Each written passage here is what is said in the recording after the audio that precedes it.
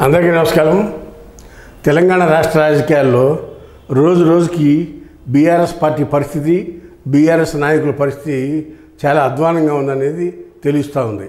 మరీ ముఖ్యంగా ఈ ఫార్ములా కేసులో కేటీఆర్ గారు అరెస్ట్ అవుతారని ఊహాగానంలో వచ్చినప్పుడు నన్ను అరెస్ట్ చేయండి, నేను జైలుకి వెళ్తాను, నాకు సానుభూతి వస్తుంది, రాష్ట్రం అగ్నిగుండం అయిపోతుందని కామెంట్ చేశారు కేటీఆర్ గారు. అయితే ఇక్కడ ప్రజల్లో కేసీఆర్ ఫ్యామిలీ మీద సానుభూతి లేనిది వాళ్ళకి ఇంకా అర్థం కాల. అయితే ఇటీవల కవిత గారు కొద్దిగా రియలైజ్ అయినట్టున్నారు. నేను అరెస్ట్ అయ్యి 3 నెలలు జైల్లో ఉంటేనే తెలంగాణ ప్రజలు ఎవరో పట్టించుకోలేదు, అరెస్ట్ అయితే మా కుటుంబానికి సానుభూతి వస్తుందని మేము అనుకోవట్లేదు, రేపు కేటీఆర్ అరెస్ట్ అయినా సరే అదే పరిస్థితి ఉంటుందని ఆవిడ అంతర్గత మిత్రుల దగ్గర మాట్లాడుతున్నట్టు మనకు సమాచారం అయితే అందింది. ఈ సందర్భంగా కవిత గారు మాట్లాడుతూ కాళేశ్వరం, యాదాద్రి, ధర్మవరం స్టేషన్ల విషయాల్లో మా నాన్నగారైన కేసీఆర్ని కూడా అరెస్ట్ చేసే అవకాశం ఉందని చెప్పి ఆవిడ మాట్లాడటం జరిగింది, ఎక్కడ అంతరంగుల దగ్గర. అంతేకాకుండా మా కుటుంబాన్ని ఎవరిని అరెస్ట్ చేసినా మాకు తెలంగాణ ప్రజల నుంచి సానుభూతి వచ్చే పరిస్థితి లేదు అని కూడా మాట్లాడటం జరిగింది. ఈ పరిస్థితి ఎందుకు వచ్చింది? అధికారంలో ఉన్నప్పుడు కన్ను మిన్నా కనపడకుండా తన మన భేదం లేకుండా అందరినీ ఒకే విధంగా ఘాటికి కట్టేసి అధికార మతంతో మాట్లాడటం వలన ఇలాంటి పరిస్థితి వచ్చిందనేది తెలంగాణలో బీఆర్ఎస్ నాయకులు మరీ ముఖ్యంగా అనుకుంటున్నారు.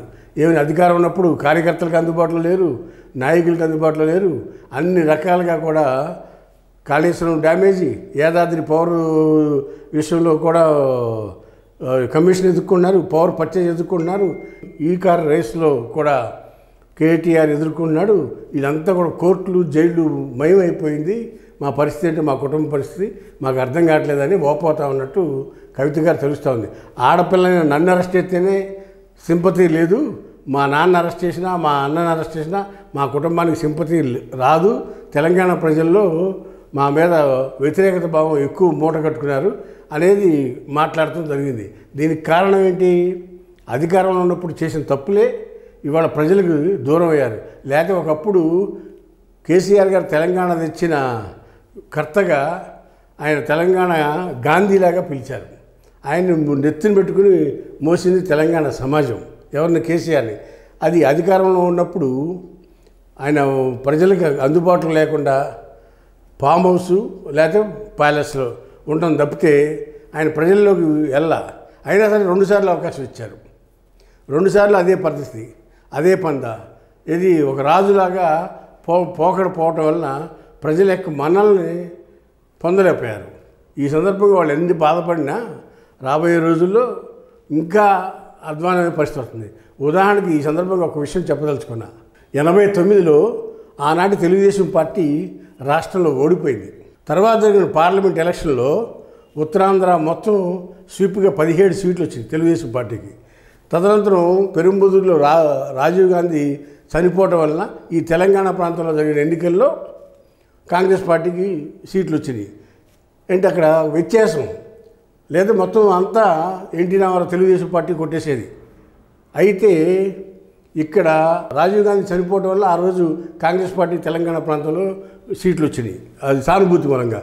అదే పరిస్థితిలో ఇక్కడ 23లో బీఆర్ఎస్ పార్టీ అధికారం కోల్పోయింది. బీఆర్ఎస్ మంచి చేసింది, ప్రజలు అర్థం చేసుకోలేదు అని మాట్లాడిన పెద్దలందరికీ ఒక విషయం అర్థం చేసుకోవాలి.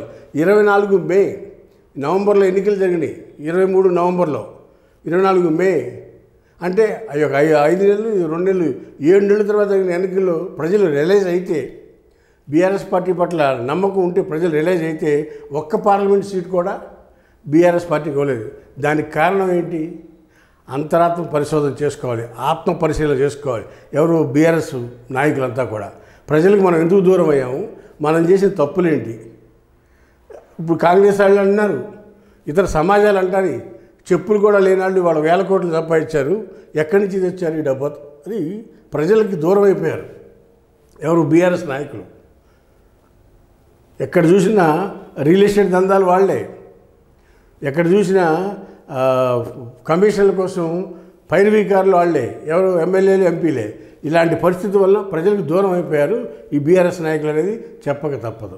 హాయ్ ఫ్రెండ్స్, మా ఫ్యూచర్ టుడే ఛానల్ చూస్తున్నందుకు చాలా థ్యాంక్స్. మరిన్ని లేటెస్ట్ వీడియోస్ కోసం వెంటనే సబ్స్క్రైబ్ చేయండి. అలాగే ఈ బెల్ని కూడా రింగ్ చేసేయండి. మా లేటెస్ట్ వీడియోస్ నోటిఫికేషన్స్ అన్నీ మీ మొబైల్లో వస్తాయి. మా వీడియోస్ మీకు నచ్చితే లైక్ చేయండి, షేర్ చేయండి. నచ్చకపోతే కామెంట్ చేయండి.